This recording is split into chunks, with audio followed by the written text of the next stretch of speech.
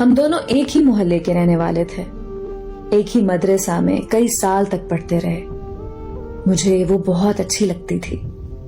میں نے کئی بار اسے اظہار کرنے کی کوشش کی اور آخر ایک دن میں نے اسے اپنی محبت کا اظہار کر ہی دیا۔ وہ بہت خوش ہوئی اور اس نے بھی ہاں میں اظہار کر دیا۔ کچھ وقت بعد ہم دونوں نے وہ مدرسہ چھوڑ دیا۔ اس کے گھر کی چھت اور میرے گھر کی چھت میں صرف 2 گھروں کی چھت کا فاصلہ تھا۔ ہم روز ایک دوسرے کو چھت پر دیکھتے۔ بہت اچھا وقت تھا وہ، کاش وہ وقت کبھی نہ گزرتا۔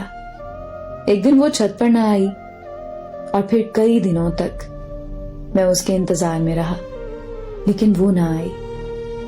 میں نے بہت سوچا کہ کیسے اسے رابطہ کروں، آخر ہوا کیا ہے اسے۔ خیر، اس سارے کشمکش میں مجھے پتا چلا کہ اس کی ایک چچی بھی ہیں جو اس کے ساتھ ہی رہتی ہیں۔ میں نے کہیں سے اس کی چچی کا نمبر نکلوایا، ان سے بات کی۔ وہ بڑے اچھے اخلاق کی تھیں، ان سے اچھی گپ شپ ہوئی اور ہم دونوں میں کافی دوستانہ ہو گیا۔ ایک دن میں نے اس کی چچی کو سب بتا دیا اور ان سے مدد مانگی کہ پلیز میری بات کروائیں اسے۔ وہ سمجھ گئیں اور انہوں نے میری بات کروائی۔ اسے دوبارہ بات ہونے لگی تو اس نے کہا کہ امی کو پتہ لگا تو میرا گھر میں جینا حرام ہو جائے گا، لیکن میرے بہت اصرار پر وہ میرے ساتھ بات کرنے لگی۔ ہماری بات ہوتی رہی۔ میں نے اسے وعدہ لیا کہ ہمیشہ بات کرو گی اور میں تمہارے گھر رشتہ بھیجنا چاہ رہا ہوں، تو اپنی امی سے اجازت لو اور ہماری بات کرو۔ اس نے کہا کہ ہماری شادی نہیں ہو سکتی کیونکہ ہماری کاسٹ مختلف ہے اور باہر کسی بھی کاسٹ میں ہم رشتہ نہیں کرتے ہوتے۔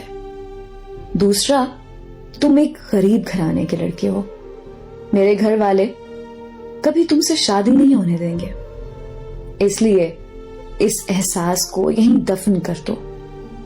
میں بڑی تکلیف میں آیا یہ سب سن کے اور اسے سمجھایا کہ میں منا لوں گا سب کو، بس تم میرا ساتھ دو۔ اور اس نے مجھ سے وعدہ کیا کہ وہ میرا ساتھ دے گی اور مجھ سے بات کرتی رہے گی چاہے کچھ بھی ہو جائے۔ لیکن ایک دن وہی ہوا جس کا ڈر تھا مجھے۔ اس کی امی نے اس کا فون کھینچ لیا، ہمیں بات کرتے ہوئے پکڑ لیا، اسے بہت مارا۔